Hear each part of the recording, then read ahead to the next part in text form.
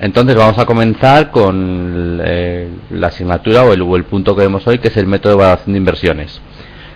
Como recordaréis de las conferencias anteriores, en la primera conferencia estuvimos viendo los ratios financieros, con lo cual podíamos ver si una empresa dónde estaba y sobre todo hacia dónde podía evolucionar en un futuro el negocio, si podía ser rentable o no ser rentable, etcétera, que puede ser un primer filtro a la hora de ver si una inversión puede ser interesante o no.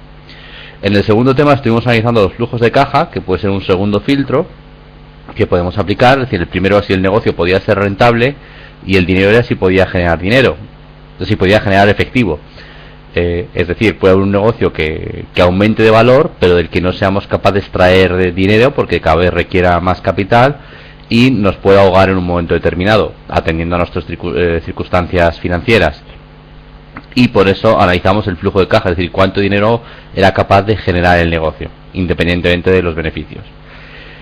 Ahora que, por decirlo así, vamos a ir a un tercer paso de valoración de una inversión, o para ver si una inversión es interesante o no, que es valorar, ver cuánto vale esa inversión para poder comparar con el precio que nos puedan pedir por ella y ver si es interesante o no. Entonces vamos a pasar al índice de la presentación. He intentado hacer una presentación, ya os he dicho, muy sencillita, porque lo que me interesa son los conceptos bases. Esto se puede complicar todo lo que queramos, pero lo importante es el concepto base, porque una vez que esto esté entendido, es muy sencillo ir evolucionando. Entonces, hoy vamos a ver lo que es podemos concretar por el valor del dinero en el tiempo, que es el primer apartado. Como todos podéis suponer, no es lo mismo tener un euro en la mano hoy que tenerlo dentro de un año. Todo el mundo preferiría tener el euro en la mano hoy. Para ver cuánta diferencia hay entre un euro hoy y un euro dentro de un año hay que estar a tres factores fundamentales. Uno es la inflación, otro es lo que nos importa o lo importante que es para nosotros el consumo en el momento actual, y el otro las oportunidades de inversión. La inflación es, como todos conocemos, un ambiente coloquial, la subida de precios. Es decir, si hay inflación, si los precios suben, con un euro no voy a poder comprar hoy lo mismo que dentro de un año. Si los precios están subiendo, que es la situación habitual, con un euro hoy podré comprar más que con un euro dentro de un año. Por tanto, un euro dentro de un año tiene como valor le daríamos un valor inferior al actual. Otro punto es la importancia del consumo en el momento actual. Por ejemplo, tú tienes, o imagínate que estamos antes de, no sé, la final del Mundial de Fútbol. Tú tienes la opción de cambiar la televisión en tu casa hoy y comprarla hoy, o comprarla dentro de un mes y tener ese dinero en el banco mientras tanto. Evidentemente, si tú eres un fan del fútbol y te gusta ver la final en una televisión nueva grande, le darás mucha importancia a poder comprar la televisión hoy. En cambio, entonces ese euro de hoy que te vas a gastar hoy valdría mucho más que el que te gastes dentro de un mes en comprar una televisión. Si en cambio no te gusta el fútbol, pues puedes decir, pues a lo mejor espera a final del mundial y ver si bajan de precio porque haya menos demanda. En ese caso no estás dando tanta importancia al consumo ahora mismo, si no eres capaz de retrasar tu decisión de consumo, y por tanto habría mucha menos diferencia entre el valor de tu euro hoy y dentro de un mes o de 15 días. Y en tercer lugar, las oportunidades de inversión. Es decir, si tú consumes un euro hoy, no lo puedes destinar a inversión. Entonces, si tú tienes un euro hoy y lo destinas a inversión y a un año obtienes un 10%, dentro de un año tendrás 1,10 euros, no solo un euro. Evidentemente, cuanto mayores sean las oportunidades de inversión, el coste de oportunidad de gastar el euro hoy valdrá más o menos. Si cuanto mayor es la oportunidad de inversión, habrá menos diferencia, habrá más diferencia entre un euro hoy y dentro de un año, porque si consumes hoy no puedes destinar una inversión. Estos son solamente tres factores que influyen y en cada momento diferente de la economía y en cada lugar tiene una influencia diferente. Por ejemplo, en Argentina, como habréis oído, empieza a haber bastantes problemas económicos y en los últimos años están sufriendo una inflación galopante. está subiendo los precios continuamente. Si alguno de vosotros habéis viajado por países asiáticos, por ejemplo en los años 97, 98, 99, que tuvieron una crisis económica fuerte, yo recuerdo que en muchos sitios los precios estaban puestos en pizarras que iban continuamente borrándolos y cambiándolos a lo largo del mismo día. Eso es una inflación galopante, y evidentemente con un euro a las 10 de la mañana podías comprar más que con un euro a la 1 del mediodía. En lugar de euros, en ese caso eran la moneda del país, pero esto ocurrió en Tailandia, Indonesia, etcétera, en la crisis del año 97 y durante los años siguientes.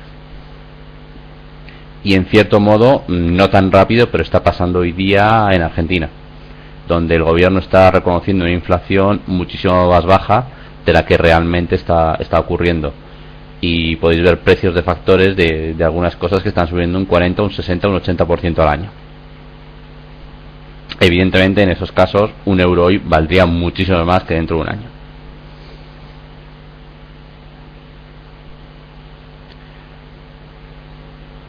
Vamos a pasar al siguiente punto, que es lo que llamamos inversiones en ambiente de certeza. Por ambiente de certeza no quiere decir que no haya riesgo, sino que el resultado de si la operativa va como esperamos es bastante fijo. Evidentemente, entre un grado de certeza e incertidumbre hay muchísimos puntos intermedios, pero en este caso vamos a asumir que son bastante claros. Un ejemplo sería comprar un bono que pague un tipo de interés fijo. Si tú compras hoy un bono del Tesoro que paga un tipo de interés del 5%, salvo que el Tesoro quiebre, sabes que vas a cobrar un 5% a un año. Eso sería una inversión con casi 100% de certeza. Hay algunos negocios que pueden tener una certeza considerable en los resultados, y en cambio hay otros que tienen mucha más incertidumbre y muchas más estimaciones. Entonces en este caso vamos a analizar movimientos en negocios con bastante certeza. Ya os digo, no es un blanco o un negro, sino que hay muchos grises intermedios.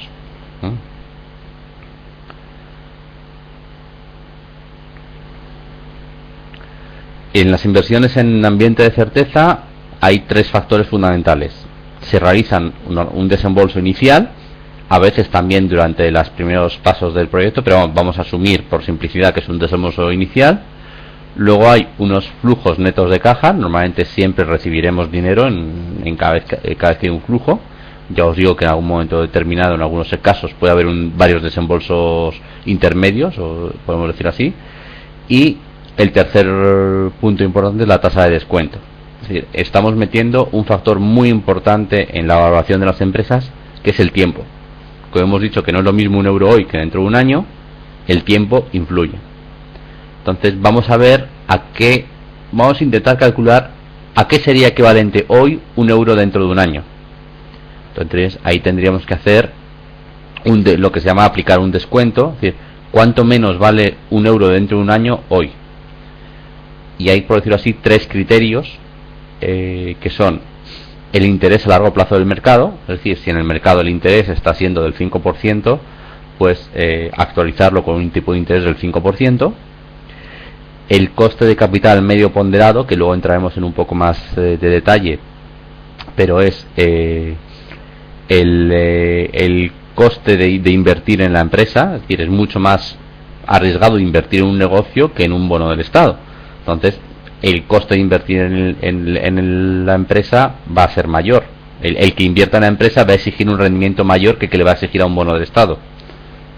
Y el tercero es el CAPM, que es el Capital Asset Pricing Model, que veremos un poquito más adelante. Es un modelo de valoración de empresas fundamental.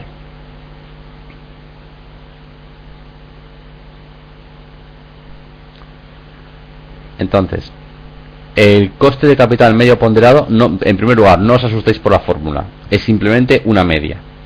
Lo voy a hacer con un ejemplo que lo vais a entender claramente. Imaginaos una empresa que tiene, del tamaño total de la empresa, de todo el activo, tiene un 50% en deuda financiado con bancos y un 50% de los accionistas. Es decir, imaginaos una empresa que tiene un activo de 100 y la parte del pasivo sería un 50% financiación ajena y un 50% recursos propios. ¿Cuál sería el coste de capital medio ponderado? Vamos a ir despacio a una fórmula. Es simplemente calcular la media. Fijaos primero en el denominador, que es el valor de mercado de los recursos propios y el valor de mercado de los recursos ajenos. Es decir, el total del pasivo. Y en el numerador tenemos la parte de recursos propios por su coste, más la parte de recursos ajenos por su coste. Es decir, si en el ejemplo que os he puesto al 50%, si el coste de recursos propios fuese de un 6% y de recursos ajenos fuese de un 4%, sería 6% por 50 más 4% por 50 dividido entre 50 más 50. Sería 5.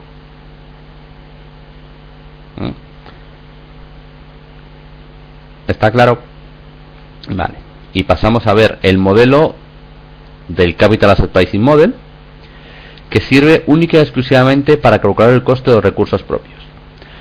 Por favor, no os asustéis con la fórmula. Insisto mucho en esto, pero sé que hay gente que cuando ve 3 letras seguidas en una fórmula se asusta. Solo hay más y menos. ¿Qué significa o qué implica este modelo? Te dice que el coste de financiación de la empresa va a ser el coste de invertir en un activo que no tiene riesgo más una prima de riesgo.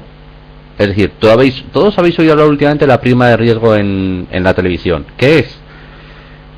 El coste, la diferencia de coste o de diferencia de rentabilidad que exigen los inversores para invertir en la deuda del Estado español frente a la deuda del Estado alemán. Entonces se está asumiendo que la deuda del Estado alemán es lo que se llama el tipo de interés libre de riesgo, risk free. Por lo tanto, ¿qué es? Esto es una fórmula también de la prima de riesgo. El tipo el tipo de interés libre de riesgo, que sería el del bono alemán, por ejemplo, a 10 años está alrededor del 1,37, 1,40%, más una prima de riesgo que le metemos por el riesgo que consideramos de invertir en este caso en el bono español, en el bono italiano, en el bono griego, lo que sea. ¿Cómo se ve esta prima de riesgo? La rentabilidad que hay, la rentabilidad media del mercado, menos la rentabilidad de lo que no tiene riesgo, por lo arriesgado que representa cada país. Es decir, imaginaos que la rentabilidad media del mercado fuese el 5%. Vamos a poner por sencillo 5,40%. Y la rentabilidad de Alemania es un 1,40. Queríamos 5,40 menos 1,40, es decir, 4%.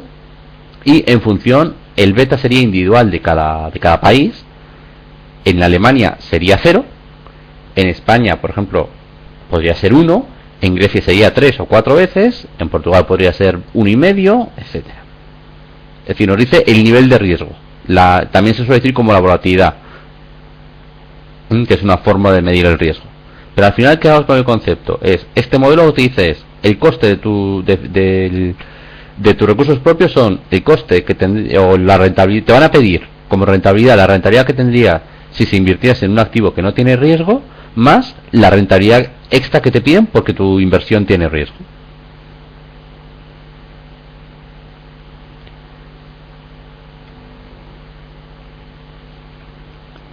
Pasamos ya, bueno, vamos, si queréis hacemos aquí una pequeña parada y me vais diciendo dudas que puedan surgir o que podáis tener que desde lo que hemos visto hasta ahora.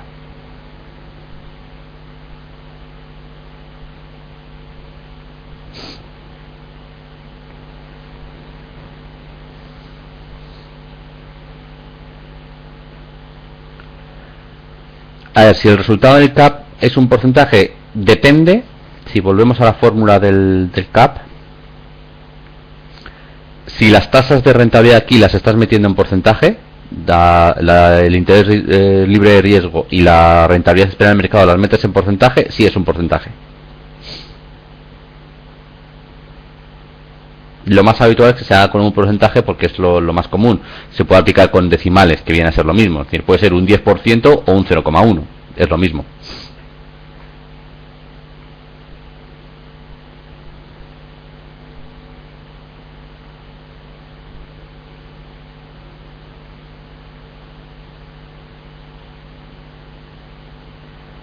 ¿Más dudas?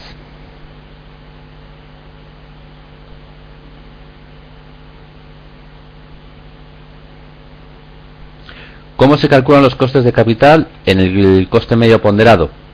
Lo vamos a ver un poquito más en detalle al final. El coste de recursos ajenos es el tipo de interés que te van a pedir tus prestamistas, normalmente bancos, y el coste de recursos propios es la rentabilidad que te van a exigir los accionistas por comprar acciones de tu empresa. La fórmula del coste de capital medio ponderado la tenéis también en los apuntes de la página web, Puede venir reflejada así o de una forma similar, pero el concepto es el mismo. Pues si queréis pasamos ya al siguiente punto. Son algunos métodos de evaluación de proyectos. He seguido básicamente el esquema que tenéis en los apuntes para que os sea más fácil asociar unos con otros. Entonces, hay dos tipos de métodos. Podemos llamarlos métodos estáticos, que también se llaman aproximativos o de aproximación, que son más básicos y no tan perfectos, y los métodos dinámicos. La diferencia fundamental es que los métodos estáticos no tienen en cuenta el tiempo o el cambio de valor por el paso del tiempo, y los dinámicos sí.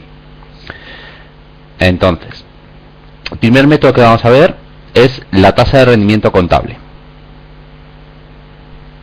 que hemos llamado TRC. ¿Esta tasa qué es? El beneficio medio dividido por la inversión media. Quiere decir que si tengo un beneficio de 30 y he realizado una inversión de 100, estoy obteniendo un rendimiento del 30%. Pero claro, esta tasa no nos dice si estoy invirtiendo hoy y ese beneficio lo estoy teniendo dentro de un año o dentro de 10. No está considerando el tiempo que pasa. Pero sí nos está diciendo al menos si la inversión genera un beneficio. Por lo cual, como una primera aproximación, un primer filtro es útil. Es decir, si una operación o si una posible inversión no me va a generar beneficio, directamente no voy a invertir en ello. De hecho, el proyecto es que no va a ser viable, porque nadie va a querer invertir. Por tanto, salvo que haya otros tipos de consideraciones, podemos ver el tipo fiscal, subvenciones y demás, que no se hubieran tenido en cuenta en esta evaluación. Si la TRC sale cero o negativa, nadie va a invertir, nadie va a tomar un riesgo, cuando teniendo el dinero en el cajón va a tener el mismo rendimiento. ¿Qué ventajas tiene este método? Que es muy fácil de calcular y hace un primer filtro. ¿Qué inconvenientes o qué errores? Como os he dicho, no tiene en cuenta el cambio de valor por el paso del tiempo. No usa el flujo de caja, sino que utiliza el beneficio en medio, un beneficio contable. Por tanto, el negocio puede dar beneficio, pero puede no generarte flujo de caja para devolverte la inversión que has realizado.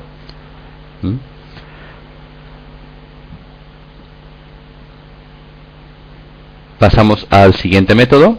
Ya os digo, los métodos estos estáticos o de aproximación te dan una aproximación, te sirven como un primer filtro y una idea de cómo puede funcionar. De cómo puede funcionar el negocio, me refiero.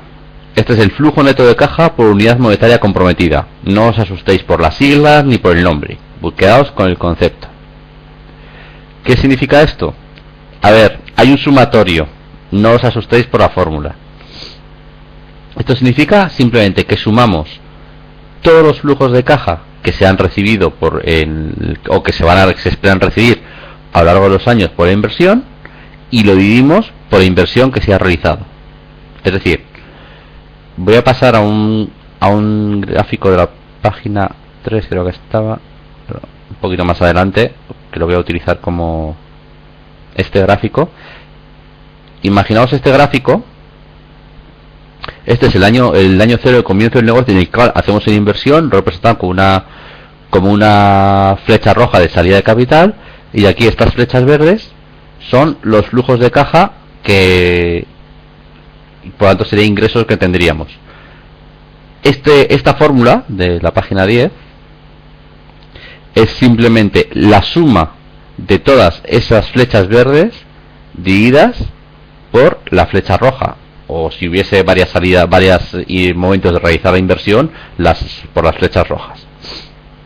Entonces, simplemente para que veáis la fórmula, un sumatorio con J valor de 1 hasta N de los flujos netos de caja del año, es decir, el flujo neto de caja del año 1 más el flujo neto de caja del año 2 más el año 3, así hasta la duración de la inversión.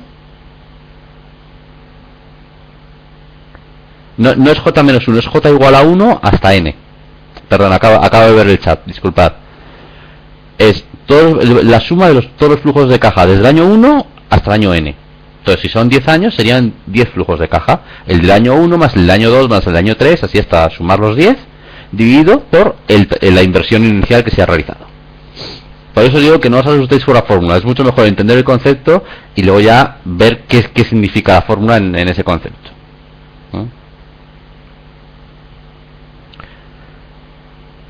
De acuerdo, pasamos al siguiente método, que es flujo neto de caja medio anual por unidad monetaria comprometida.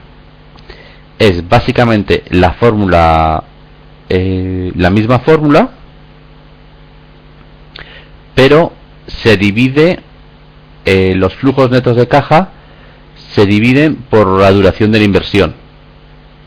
Es decir, si en el año 1 tienes un flujo de caja de 10, en el año 2 tienes de 20 y en el año 3 tienes otra vez de 10, al final esta fórmula sería 10 más 20 más 10 dividido por 3 y a su vez por el desembolso inicial de la inversión. Es por decir así, qué flujo medio estás recibiendo cada año. En la fórmula anterior es la misma fórmula, solo que no se divide por el número de años de la inversión. Entonces aquí dices, en esta fórmula dices, realizo una inversión y obtengo un flujo. Y no estás analizando si ese flujo llega durante un año, durante 10 o durante 100. En este paso siguiente, que es el flujo neto de caja medio, estás teniendo en cuenta el número de años también.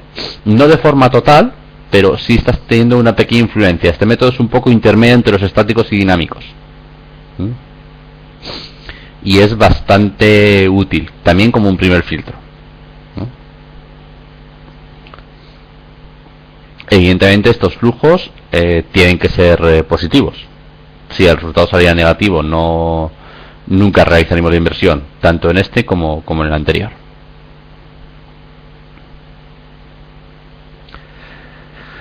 Y pasamos al cuarto método, que este es quizás de estos 4 métodos es el más utilizado, que es el plazo de recuperación o payback. Entonces, se mide el tiempo necesario para recuperar la inversión inicial. Y se analiza flujo de caja, no beneficio. Entonces, evidentemente se centra la liquidez, como os digo, en flujo neto de caja y no en el beneficio. Si veis aquí la presentación, tenemos una salida de capital y varias entradas. Si estos flujos son todos iguales, ¿cuál es el plazo de recuperación?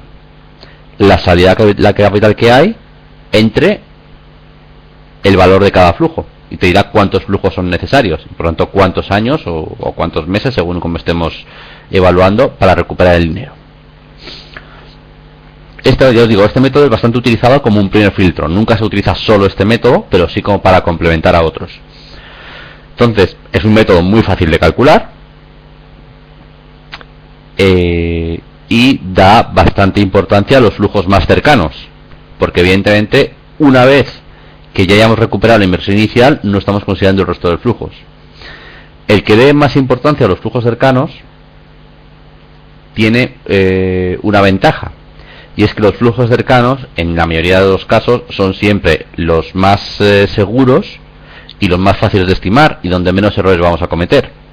Si realizamos una inversión en un proyecto, es mucho más fácil calcular cuánto vamos a ingresar el año que viene que cuánto vamos a ingresar dentro de 8 años, que está sujeto a mucho más variables que a lo mejor ahora no podemos controlar 100%, o es más fácil que cometamos algún error en la estimación. Te os digo, si esta fórmula es solo si los flujos son constantes. Si no fueran constantes, habría que hacer la suma de cada flujo, ¿no? En esta presentación yo estoy poniendo la fórmula simplificada, que están sujetas a a lo que os comento de algunas características que son necesarias, como que los flujos sean constantes en este caso, la fórmula más desarrollada o estándar la tenéis en los apuntes. Como os digo, lo que me importa es que os quedéis con el concepto. ¿Inconvenientes que puede tener este método? Pues que podemos despreciar algunos flujos de caja que sean grandes, aunque sean lejanos en el tiempo. Por ejemplo, si aquí hubiera un flujo de caja grande aquí atrás, no lo estaríamos teniendo en cuenta. Tampoco se usa el tipo de interés, sino simplemente está comparando euros con euros, aunque son de diferentes fechas. Y tampoco tiene en cuenta lo que se llama el capital vinculado, o es el capital que no se ha recuperado todavía por la inversión. Es decir, si aquí hemos invertido 20 y aquí ha habido un flujo de caja de 4, aquí queda un capital vinculado de 16, aquí quedaría de 12, aquí de 8. Entonces no estamos teniendo en cuenta el capital vinculado, el capital que queda invertido sin devolver todavía en cada punto, solamente el inicial.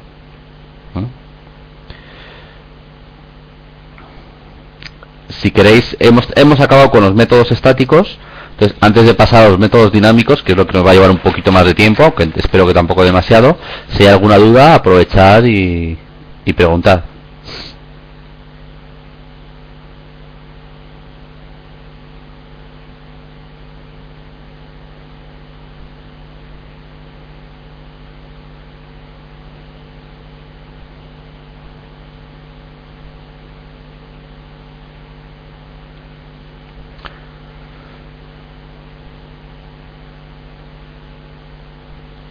A ver, la pregunta de Silvia: en el plazo de recuperación, si tenemos varias inversiones pero nos dan el mismo plazo en cada una de ellas, ¿cuál sería la mejor?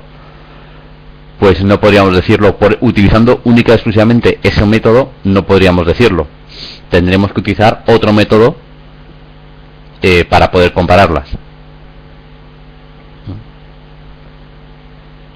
Ya os digo que normalmente suelen aplicar al menos dos métodos para analizar cualquier inversión.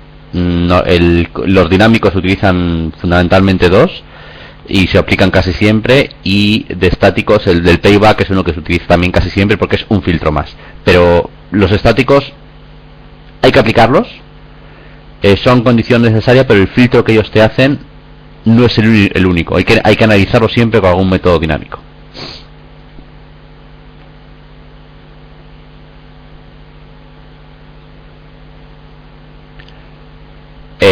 Eso es la pregunta de Marta. Sería un indicio que es mejor. Evidentemente, como si vamos a este gráfico, yo te decía, si esta fecha es muy grande, el capital vinculado que te va a quedar después del año 1, que todavía no te han devuelto de la inversión inicial, va a ser menor. Por tanto, te han devuelto antes tu inversión inicial. En principio es más seguro. Si el reto, como dicen los abogados, ceteris paribus, si todo lo demás está igual, pues sí, esa sería un criterio que preferiría esa inversión, que te devuelvan tu dinero invertido cuanto antes. Te da más seguridad.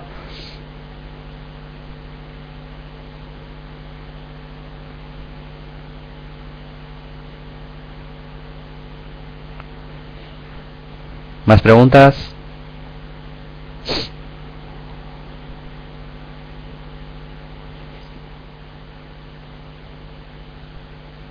De acuerdo, pues si queréis pasamos a los métodos dinámicos.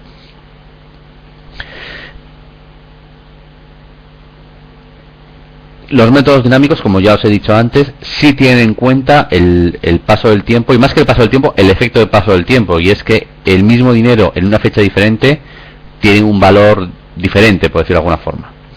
O lo valoramos, le damos un valor diferente, aunque numéricamente sea el mismo. Entonces, vamos a pasar al primer método, que es el valor actual neto. Se llama VAN. Y os he puesto aquí una fórmula que es simplemente, si todos los flujos son constantes e ilimitados en el tiempo, el valor actual neto de una inversión sería la inversión que se ha realizado, que va en negativo, y le sumaríamos los flujos de caja que hay en cada periodo, que como os digo, pone aquí, tienen que ser constantes e ilimitados, actualizados a fecha de hoy. Vamos a utilizar este gráfico, como os he dicho. ¿Qué hacemos con esa fórmula? Es decir, a fecha de hoy realizamos una inversión y espero estos flujos. Actualizo estos flujos a cuánto valen hoy. Es decir, Hoy realizo una inversión de 10 y dentro de un año voy a recibir 2. Pues 2 dentro de un año lo actualizo con el criterio que veamos de coste medio ponderado, de tipo de interés a largo plazo o del método de Capital Asset Pricing Model, y del 2 de dentro de un año hoy puede ser 1,90. El 2 de dentro de 2 años hoy puede ser 1,80. El 2 de dentro de 3 años puede ser 1,70. Aquí imaginaos que en lugar de 2 tuviese 6. Pues el 6 dentro de 4 años podría ser hoy 5,30 y demás.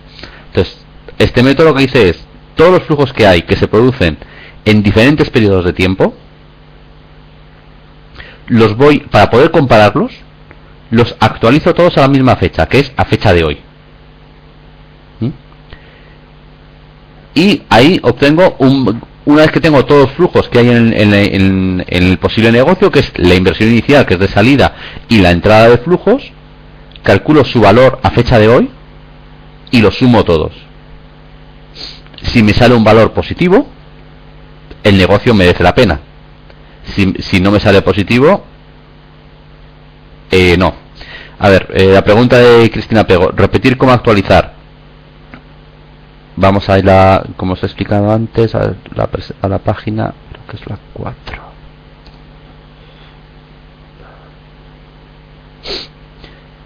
Para actualizar un flujo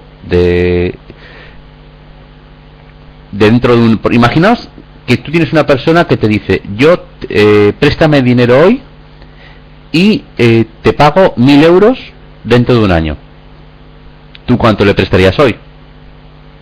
Puedes prestar 900, puedes prestar 950, no le prestarías ni más de 1.000. Si lo estás haciendo como negocio, no como para un amigo, pues vas a querer sacar una rentabilidad. Entonces le prestarías, no sé, 950, 900. ¿Cómo se calcula?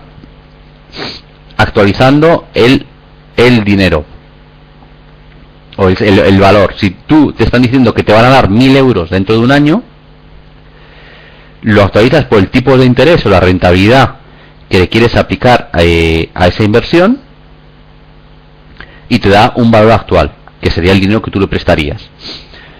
Es la fórmula, a ver, valor futuro, lo voy a intentar poner en el chat, no sé cómo va a salir.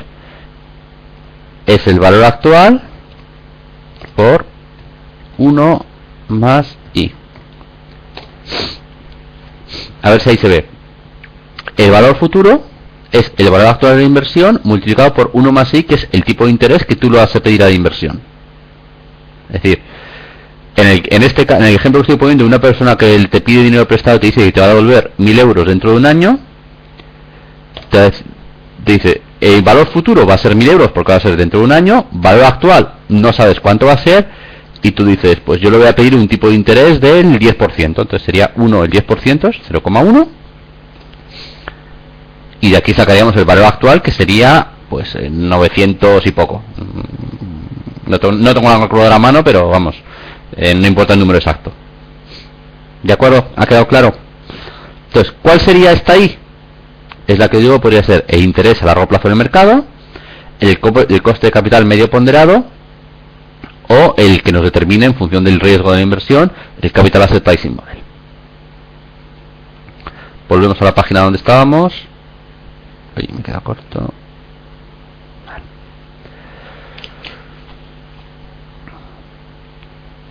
Lo que yo en mi ejemplo aquí he puesto una I, en este caso sería tasa de descuento, es esta acá.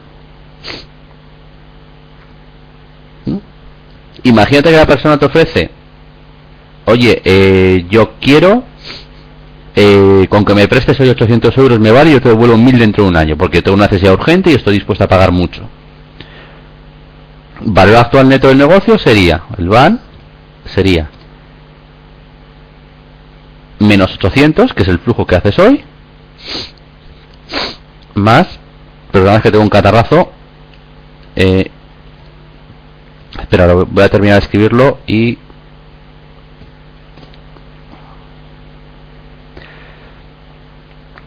no he puesto la K. Imagínate que estás exigiendo bueno, perdón, esta forma no se puede aplicar ahora porque en el caso que yo he puesto sería un único flujo y hace falta que sean flujos constantes e ilimitados. habría que actualizarlo utilizando esta fórmula, la de valor, la que he puesto yo antes. Pero evidentemente esta operación aparentemente sería muy rentable, por lo tanto nos daría un valor actual neto positivo. Que la fórmula exacta lo voy a poner, olvidaos de esa que he puesto, que sí que ha sido un error.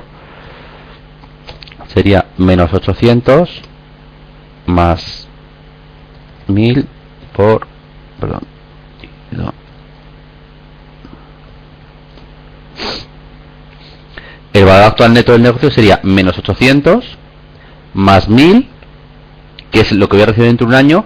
Lo divido entre 1 más I o 1 más K, porque es la rentabilidad que exijo. Imaginaos que fuese que exiges un 10% de interés,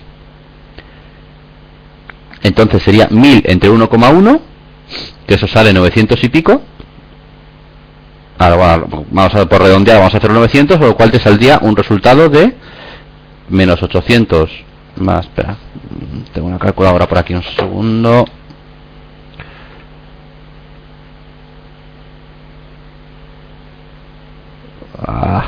Está sin pilas.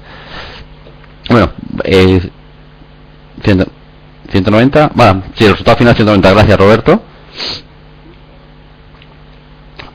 Sería algo así. Evidentemente este negocio es muy interesante.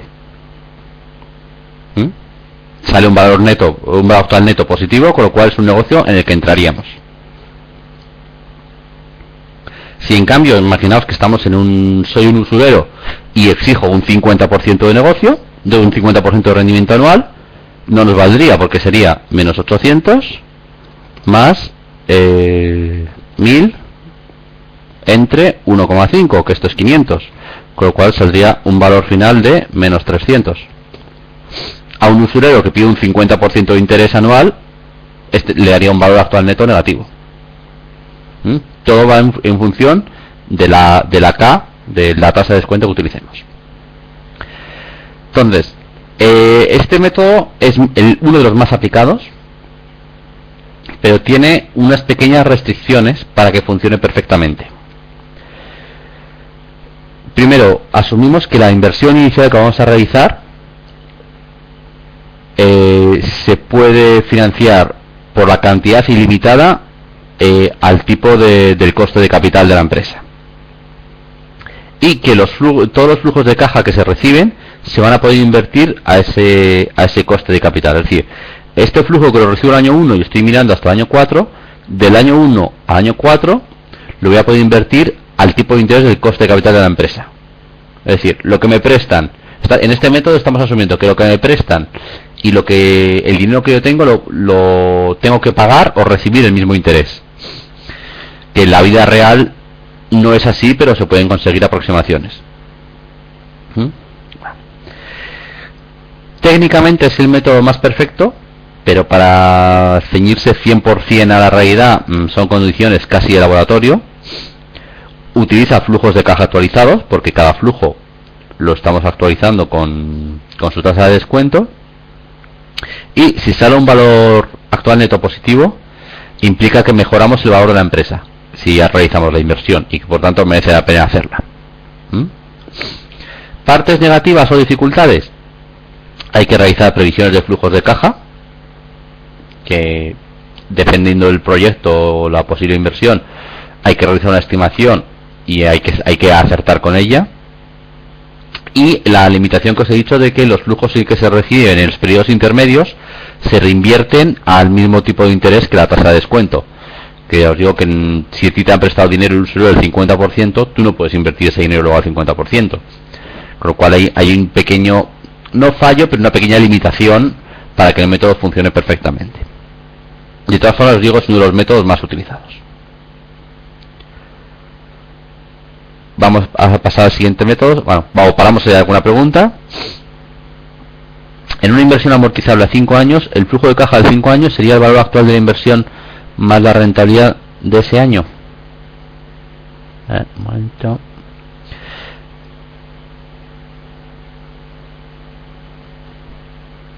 A ver, el flujo de caja es el dinero que te ha entrado ese año.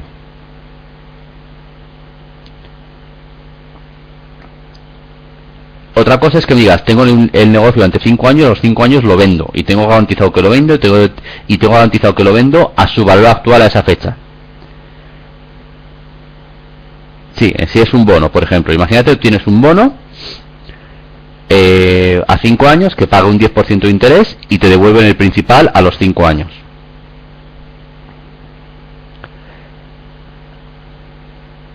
El flujo de caja del quinto año sería el interés que tienes que cobrar ese año más el principal que te devuelven. Para un bono sí sería. Lo que pasa es que un bono no es una inversión amortizable a 5 años.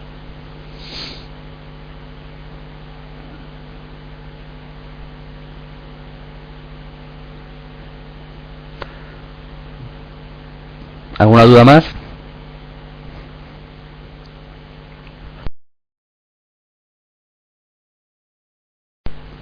De acuerdo, pues pasamos al siguiente método, que es la tasa interna de retorno. Este método lo que hacemos es el BAN, lo hacemos cero y vemos qué tasa de retorno es la que hace el BAN cero. Es decir, qué tipo de interés, qué tasa de descuento es la que hace que el BAN sea cero. Entonces, si la tasa de descuento es mayor que la rentabilidad que yo exijo, la inversión se hará. Si la tasa de descuento es menor, no se hará. Esto es un método muy sencillo. Imagínate que tú tienes un prestamista o una persona que te dice, oye, yo invierto en tu negocio si gano un 10% al año. Tú lo que haces es el BAN lo igualas a cero y despejas la incógnita de cuál sería la tasa de descuento que te hace que el BAN sea cero. Si esa tasa de descuento te sale un 17%, esa persona va a invertir. Pero si te sale un 6%, no va a invertir. Al final es un método muy parecido al BAN, solo que en el BAN la incógnita es el valor actual neto y en la tasa interna de retorno, la TIR, es la tasa de descuento. Pero el concepto es el mismo. Como yo os digo que es básicamente el mismo método, las condiciones son las mismas, solo que se aplican, lo que os he dicho de los flujos de caja y demás, se aplican y a la tasa interna de retorno y no a la rentabilidad exigida. Lo que os he dicho en el valor actual neto, que los flujos intermedios que hay se tienen que reinvertir a tasa de descuento, en el caso del TIR se tienen que reinvertir a la tasa interna de rendimiento. Tasa interna de rendimiento o de retorno, vamos, como queráis llamar. Ventajas de este método: es muy fácil de comparar con el coste de capital. Y inconvenientes, como os he dicho, los flujos de caja hay que reinvertirlos a la misma tasa interna de retorno y puede haber casos de que se hagan unas tasas de retorno muy altas y sea imposible reinvertir a ese interés. Y dependiendo cómo sean los flujos, sobre todo si hay varios flujos de inversión, es decir, si no solo hay una línea roja, pero imaginaos que hay una línea roja aquí, 3 años más tarde otra línea roja, se alternan varias líneas rojas y varias líneas verdes, por puras matemáticas pueden salir algunos resultados que son muy poco razonables, incluso puede no salir ningún resultado. Ahí hay que aplicar el sentido común, que es el mejor aliado que podemos tener. Es decir, si te sale una rentabilidad del 4000%, pues antes de creértelo, analízalo por qué es. Y a lo mejor hay que rechazar algunos resultados que no sean lógicos.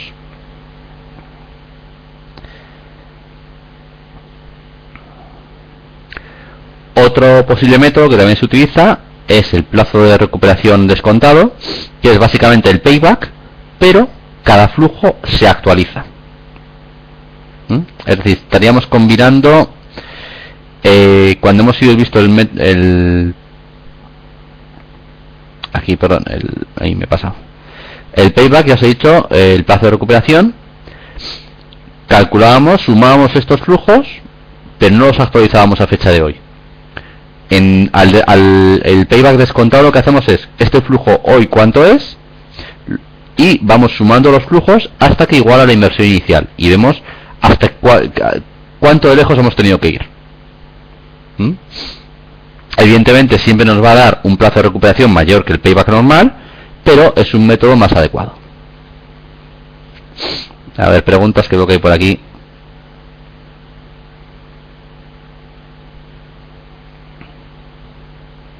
Volvemos a la página donde estábamos. Uy, me he pasado. A ver, ¿alguna pregunta más sobre los métodos? Uy, perdón, que me he dejado. Estábamos aquí. Perdona. Que me queda un método. Vamos a ver la fórmula. Es simplemente, como veis aquí, la misma fórmula que hemos visto en el payback, la suma de cada flujo, solo que cada flujo se actualiza a fecha de hoy, se divide por su interés, en este caso el interés compuesto, porque estamos haciéndolo por años. Pero simplemente a traer el flujo del año 1 a fecha de hoy, más el flujo del año 2 actualizado a fecha de hoy, más el flujo del año 3 actualizado a fecha de hoy. ¿De acuerdo? Ese es el método, ese es el concepto, y es lo que representa esta fórmula.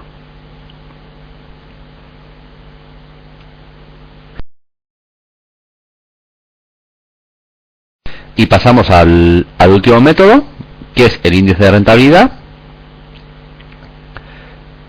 que es básicamente aquí el índice de rentabilidad es la incógnita, es la K.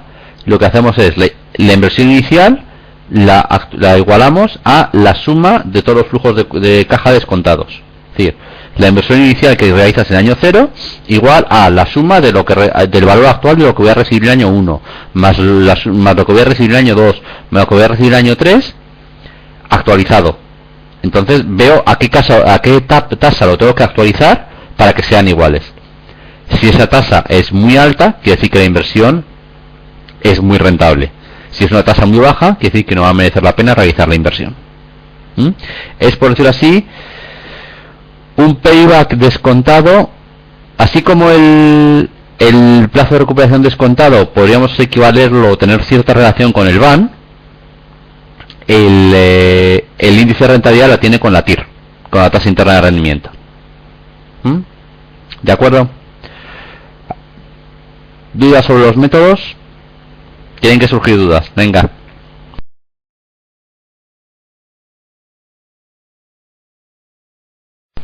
A ver, la página 3. Estas fórmulas las tenéis todas en la página web, ¿eh? De hecho yo las he sacado de ahí, porque quería que tuvierais las mismas para no complicar.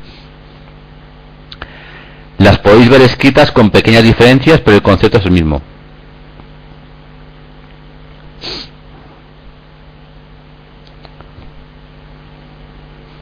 ¿Qué diferencia hay entre la TIR y el índice de rendimiento? A ver, contéstamelo tú. ¿Qué diferencia crees que hay?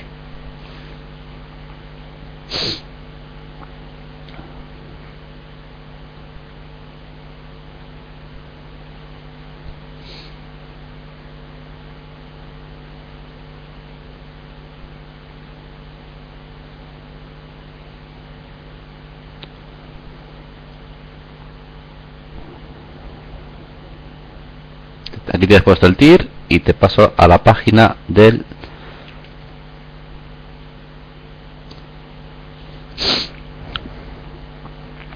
eso es.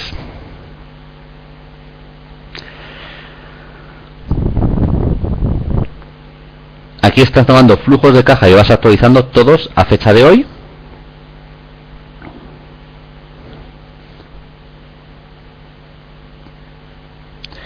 Y en la tasa interna de todo que haga el BAN que sea 0. Aquí estamos y aquí lo estás actualizando, pero por el método, bueno, el método simple no, perdón. En ambos casos estás actualizando los flujos de caja, pero el concepto que estamos buscando es diferente. Aquí buscamos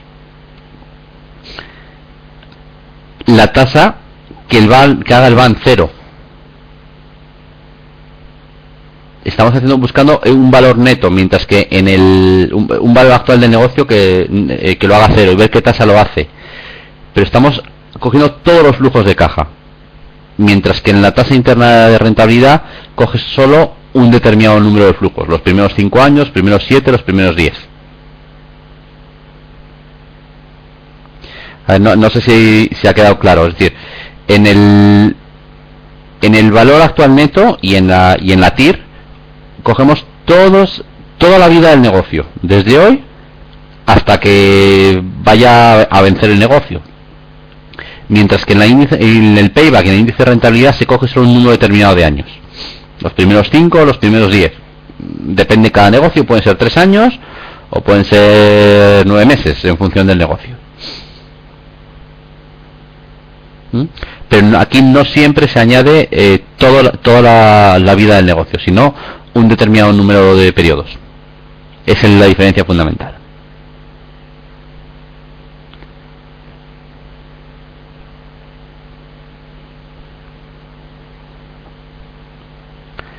¿Más dudas? Si algo no ha quedado claro, insistid, yo reconozco que yo estoy un poco espeso.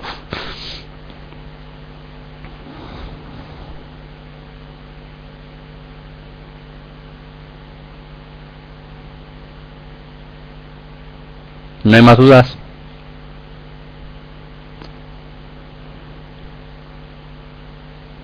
Uno más K elevado a J. ¿De dónde, qué fórmula estás mirando esto? Esta sí, de la índice de rentabilidad, sí. Pero es simplemente una actualización. J es el que varía, J representa de qué año es el flujo. Es decir, si el flujo es del año 1 y lo estamos actualizando a fecha de hoy, que es año 0, que comienza la inversión, por decirlo así, es el tipo de interés durante un año. Entonces, el flujo, es que el chat no puedo escribir para que quede claro. El flujo esto es una suma de flujos actualizados. Entonces, el flujo del año 1 es lo que voy a recibir dentro de un año. El valor actual es ese valor dividido por 1 más la tasa de descuento. Si es de dentro de 2 años, es dividido por 1 más la tasa de descuento elevado al cuadrado. Que es la forma de actualizarlo. Si es dentro de 3 años, 1 más la tasa de descuento elevado al cubo. O si es 4 años, elevado a 4, etcétera. Es la fórmula del interés compuesto, que la habéis visto ya. Y es simplemente la forma de actualizar el flujo.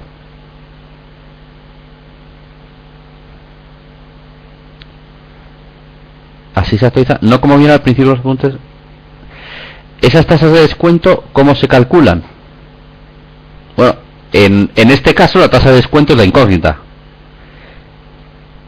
En otros modelos, que por ejemplo en el BAN, que aplicamos la tasa de descuento, pueden ser 3 opciones, y es lo que os he explicado aquí anteriormente.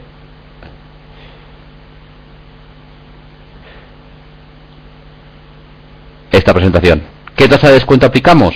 Podemos aplicar el interés a largo plazo del mercado, el coste de capital medio de la ponderado de la empresa, o el que lo determina el Capital Asset Pricing Model. Depende de la inversión. Por ejemplo, para mirar un bono del Estado español, pues puedes utilizar como referencia el interés a largo plazo de los bonos del Estado español. Es decir, dependiendo, no quiero entrar en detalles, pero vamos, bonos, dependiendo de las características del bono, bonos al mismo plazo del mismo emisor y que aparentemente tienen el mismo riesgo, pueden tener tipos de interés diferentes. Entonces, si voy a analizar una inversión relativamente segura, pues a lo mejor compararlo con el tipo de interés a largo plazo del mercado es una buena inversión. En cambio, si voy a realizar una inversión, pongamos un ejemplo, en una empresa de internet que se va a crear ahora y que es la típica inversión que si sale bien te forras con las probabilidades del 10% y si sale mal pierdes la pasta, pues evidentemente a esa, donde esté el bono de interés, el tipo de interés del bono del Estado español, le afecta poco, es una mala referencia. Tendré que ir mucho más o al coste de capital medio ponderado o al Capital Asset Pricing Model para ese tipo de empresas.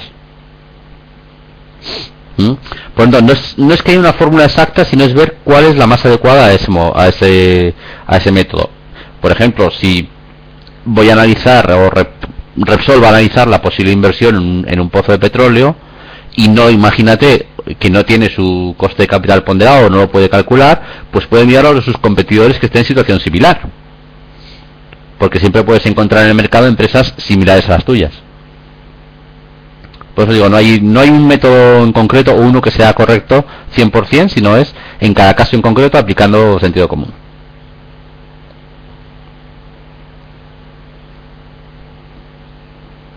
¿Más dudas?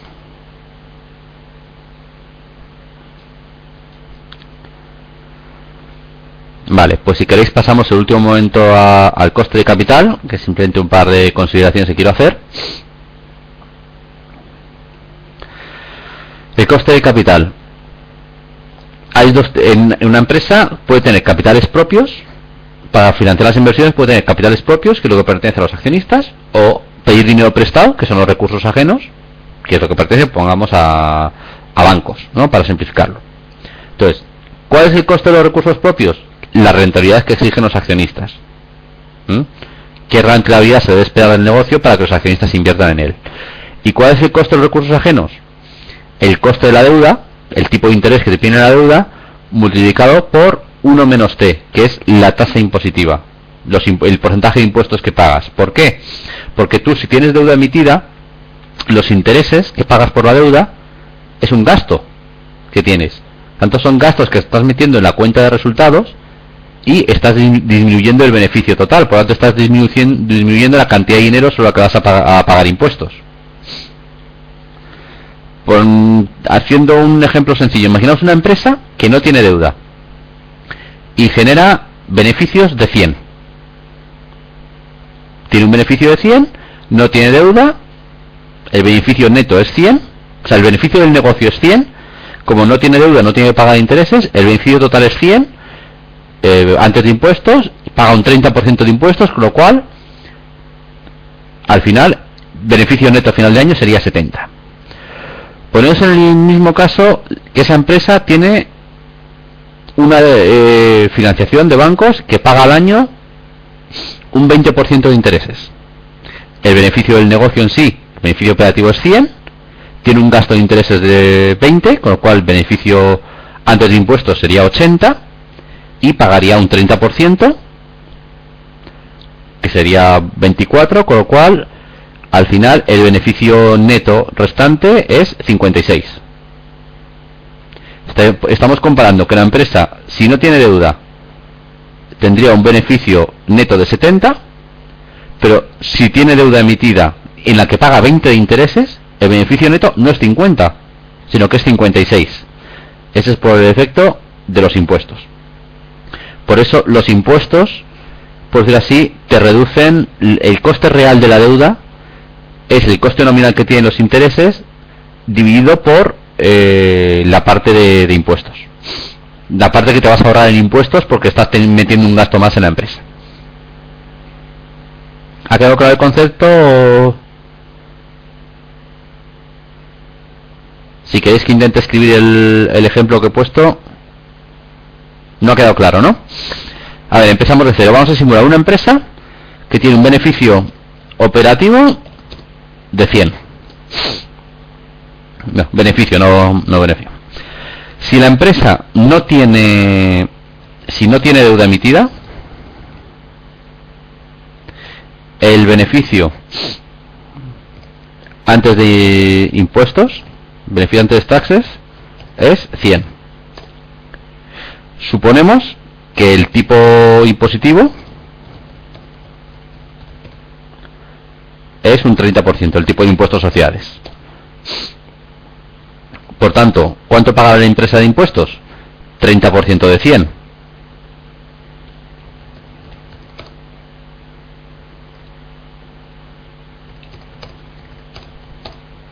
Que es 30, lo cual beneficio neto es 70. ¿De acuerdo? Vamos a la otra empresa. Beneficio operativo 100. Coste, o sea, intereses de la deuda que paga 20. Por tanto, beneficio antes de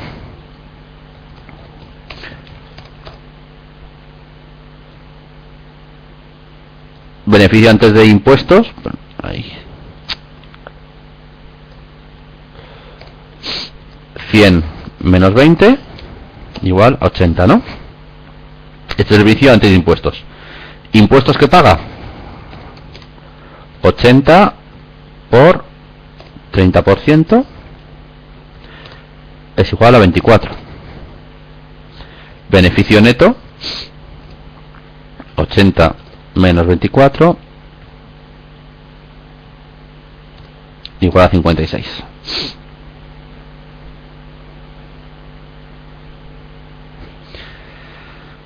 Comparad este beneficio neto 70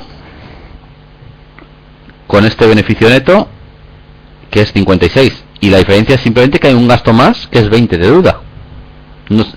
Inicialmente pensaríais que serían 70 y 50,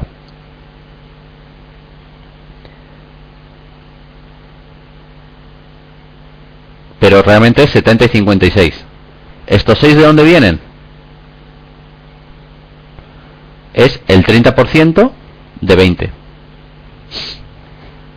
Es decir, la parte de impuestos, la diferencia de 6, o sea, pensábamos 70 frente a 50. Y tenemos 70 frente a 56. ¿No? Entonces, ¿por qué 56 y no 50? ¿De dónde vienen esos 6 de diferencia? Esos 6 de diferencia vienen de el coste de la deuda por el tipo impositivo.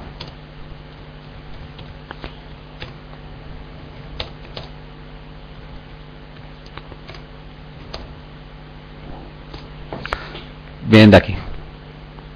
La diferencia entre el C56, que es lo que realmente tenemos, y el 50 que esperábamos es el coste de la deuda, que hemos dicho que era 20, por el tipo impositivo, que es un 30%. El 30% de 20 es 6. ¿Entendéis ahora por qué se aplica el coste de la deuda por 1 menos T? Porque al coste en bruto de la deuda hay que aplicarle el beneficio fiscal que trae.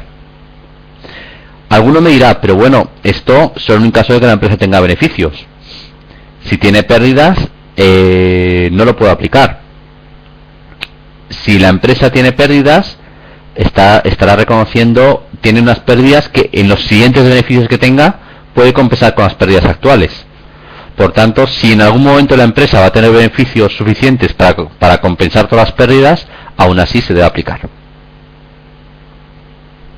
Es decir, la empresa puede perder dinero hoy, pero esas pérdidas acumuladas que tiene es un crédito fiscal. Por lo tanto, si la empresa ha perdido 500 hoy y el año que viene gana 1000, en los primeros 500 no va a pagar impuestos, pues está compensando las pérdidas de este año. Y si pagará impuestos en los siguientes 500.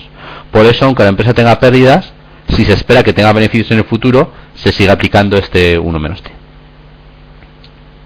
¿De acuerdo? Esto es mucho más fácil hacerlo con una pizarra delante en condiciones, pero las limitaciones que tiene este sistema. Y ya pasamos ya a la última página simplemente, que es ¿cuál es el coste medio ponderado de capital de la empresa? Pues es el rendimiento que el capital debe generar para satisfacer a los prestamistas o bancos y a los accionistas.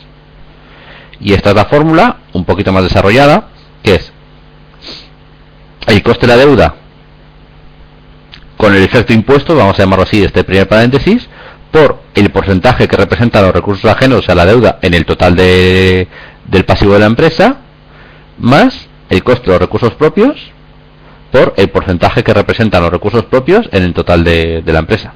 O sea, así puesta queda muy fea, parece muy bruta, pero el concepto es ese realmente, es el coste de la deuda, coste neto de la deuda, o sea, coste de la deuda con la parte de escudo fiscal que lleva, por el porcentaje que representa la deuda en el total de la empresa, y el coste de los recursos propios por el porcentaje que representan los recursos propios en el total de la empresa. No es más. Ya os digo, la escritura matemática parece un poco farragosa, pero el concepto es ese, no tiene mayor dificultad. Esto con un ejemplo en una pizarra pues se ve muy sencillo. Os recomiendo que si a alguien no le ha quedado claro, que coja un ejemplo en un papel sencillito de cualquier empresa y lo va a ver claramente. ¿Dudas? ¿Preguntas?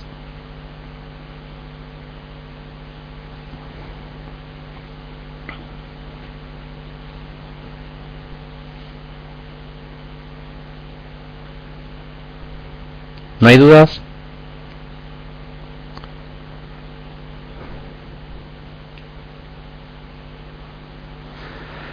La explicación de la fórmula de coste de capital. Olvídate lo que está escrito. ¿Qué es el coste medio de capital de la empresa? El coste de la parte de deuda o recursos ajenos, como queramos llamarlo, y el coste de los accionistas o recursos propios. ¿Vale? Entonces, imagínate que la empresa tiene el 50% de deuda y 50% de recursos propios.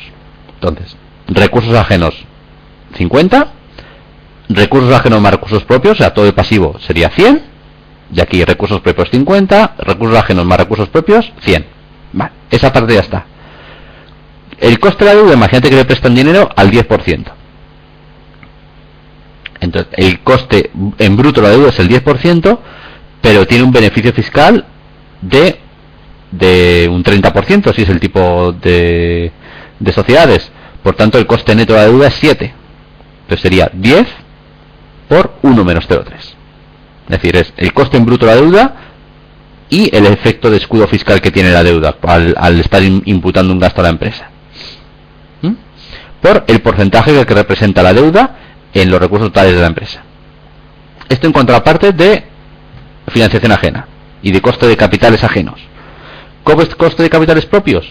La rentabilidad con el exigen los accionistas por el porcentaje que representan los accionistas en la empresa, que en este caso es un 50%. ¿Te ha quedado claro así? Si no, lo vuelvo a repetir, no hay ningún problema. La pregunta es sí, CD es el coste de la deuda. Coste de deuda o coste de recursos ajenos, y CRP, coste de recursos propios o la parte de accionistas.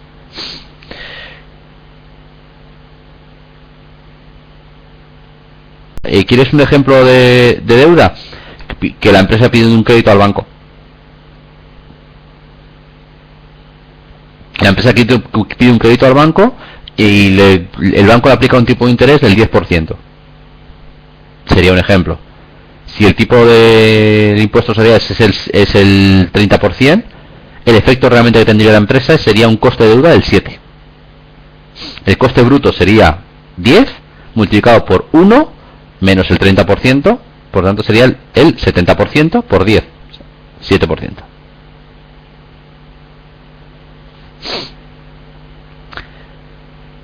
Más que de importes totales, estamos hablando de porcentajes.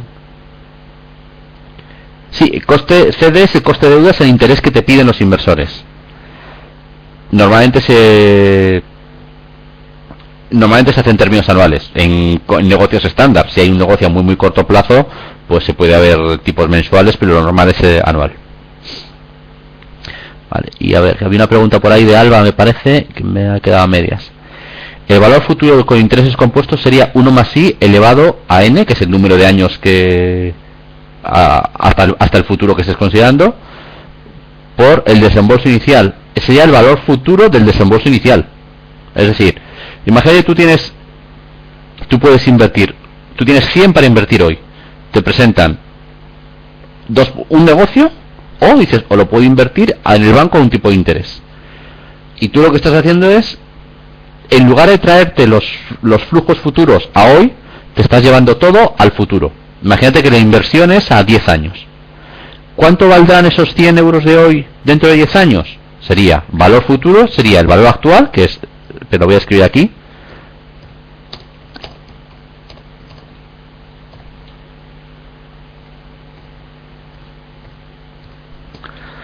El valor futuro sería el valor actual multiplicado por 1 más i elevado a n. No he podido colocar la potencia.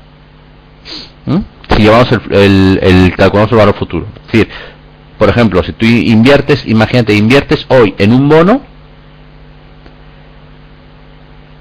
¿cuál sería el valor dentro de 10 años? Imagínate que el bono no paga intereses durante el periodo de tiempo y demás, y que un depósito que tú haces bancario, que inviertes hoy 1000 y te dicen el tipo de interés va a ser el 5% a pagar dentro de 10 años, y mientras tanto no te pago intereses, no vas a tener cobros anuales, sino te pago todos los intereses al final. Pues esta sería la fórmula que aplicaríamos para calcular el valor futuro. Más que con bonos, se suele aplicar en rentas. No, En caso de que la inversión fuera maquinaria que no aporta dinero, ¿interesa pagar todo al contado? No siempre. Si volvemos al ejemplo de la empresa que hemos visto antes, a lo mejor interesa tener algo de deuda para generar un escudo fiscal.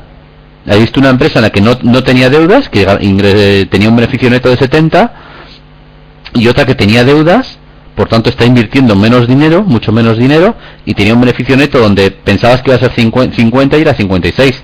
Por tanto la deuda no es mala. El exceso de deuda sí es malo, pero la deuda en sí no es mala.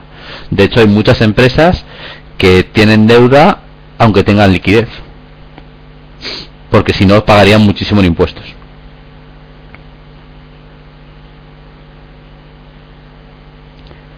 Porque de hecho hay muchísimas empresas, por ejemplo Telefónica tiene muchísima deuda, pero paga un dividendo todos los años y lleva toda la vida pagando dividendos a los accionistas cuando tenía un montón de deudas. ¿Por qué no ha pagado esas deudas? Porque me decía la pena tener esas deudas, bajar los impuestos que paga y retribuir a los accionistas vía dividendo. ¿Siempre descuenta el 30 por impuestos? No, depende del tipo impositivo en cada circunstancia. He puesto el 30 por poner un ejemplo simplemente. Hay que estar a cada empresa en concreto y cada circunstancia y cada lugar. Por ejemplo, en Islas Caimán el efecto fiscal el efecto escudo de la deuda sería cero. El T sería cero en Islas Caimán o cualquier país fiscal que no haya impuestos sociales.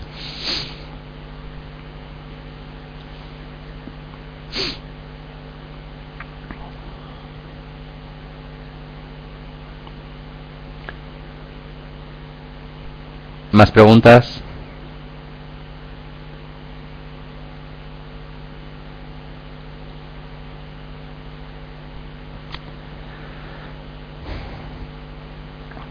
A ver, a la hora de actualizar los datos, como necesitamos algunos métodos, ¿qué se hace con la fórmula que has puesto antes? ¿Te refieres a calcular el valor actual de flujos futuros? Sí. En ese caso, vamos, es darle la vuelta a la fórmula. Sería valor actual sería igual a valor futuro dividido por 1 más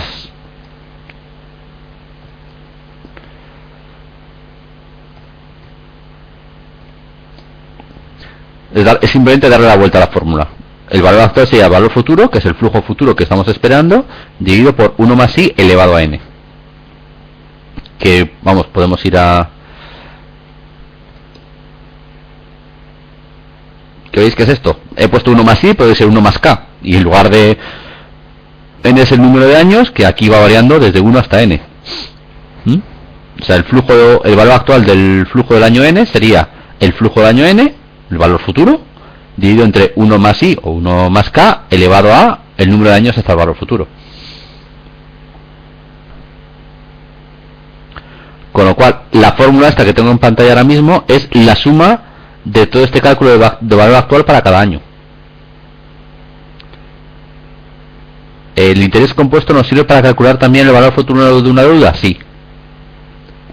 Si tú hoy pides prestados 1.000 euros y dentro de 2 años y en condiciones de que no pagues intereses, no hagas liquidación de intereses mientras tanto ni amortices capital, si tú pides hoy 1.000 euros al 10%, el valor, lo que debes dentro de 2 años, el valor futuro de esa deuda,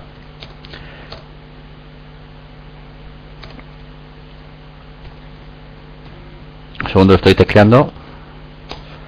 ¿Cuánto sería? El valor futuro sería el valor actual, que es 1.000 euros, por, imagínate que pide un 10%, sería 1,1 elevado al cuadrado. Por lo tanto sería 1.210. O sea, 1,1 elevado al cuadrado es 1,21 multiplicado por 1.000, 1.210.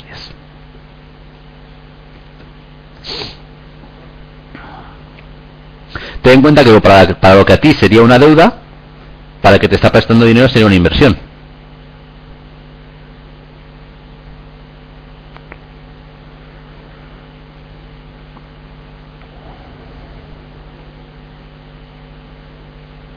Y al tiempo de un dinero que tengo a plazo, por ejemplo, sí. Entonces, en los bancos tú puedes hacer depósitos a plazo fijo de dos formas. A veces te dicen, imagínate vas a hacer un depósito y dicen, mira, tú me das hoy 937,12 euros y dentro de un año yo te doy 1000. Esa es una fórmula, que es el equivalente a lo que se llama un bono cupón cero. Y la otra fórmula es tú inviertes 1000 hoy y dentro de un año te doy 1100, si es al 10% de interés, por ejemplo. Pero sí, la fórmula es esa. Al final es la de valor futuro igual a valor actual por 1 más I elevado a n. Dándole una vuelta si lo quieres calcular el valor futuro o valor actual.